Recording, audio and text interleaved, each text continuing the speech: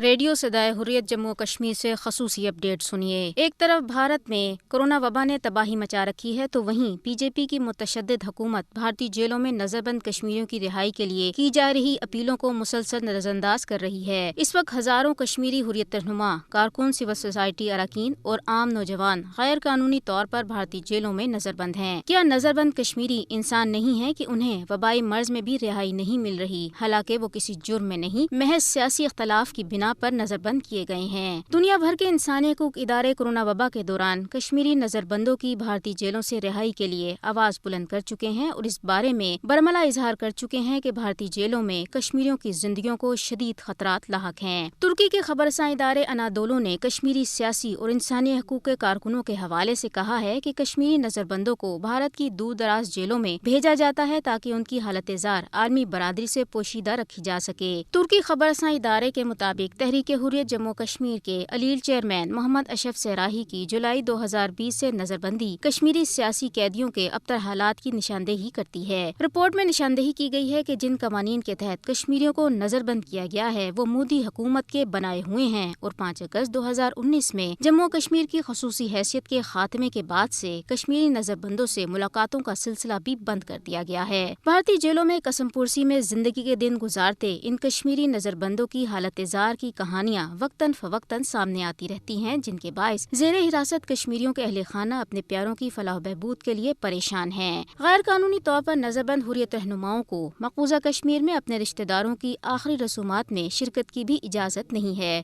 حال ہی میں حریت رہنما ایاز اکبر کو ان کی اہلیہ کی آخری رسومات میں شرکت کی اجازت نہیں دی گئی، جو کینسر کے مرض میں مبتلا انتقال کر گئیں۔ بھارت میں کورونا وائرس کے خطرناک پھیلاؤ کے دوران کشمیری سیاسی نظر بندوں کی رہائی ایک جائز اور حقیقی مطالبہ ہے۔ ایک طرف بھارتی حکومت جان بوجھ کر کشمیری قیدیوں کی نظر بندی میں طول دے رہی ہے تو دوسری جانب کشمیری نوجوانوں پر جھوٹے مقدمات بنا کر کالے قوانین کے تحت گرفتاریاں بھی جاری ہیں۔ فسطائی بھارت اس سلسلے میں جنیوا کنونشن کی کھلی خلاف ورزی کر رہا ہے۔ بین الاقوامی برادری کو بھارت میں کورونا وبا کی بگڑتی صورتحال کے پیش نظر غیر قانونی نظر بند کشمیریوں کی رہائی کے لیے بھارتی حکومت پر دباؤ ڈالنا چاہیے۔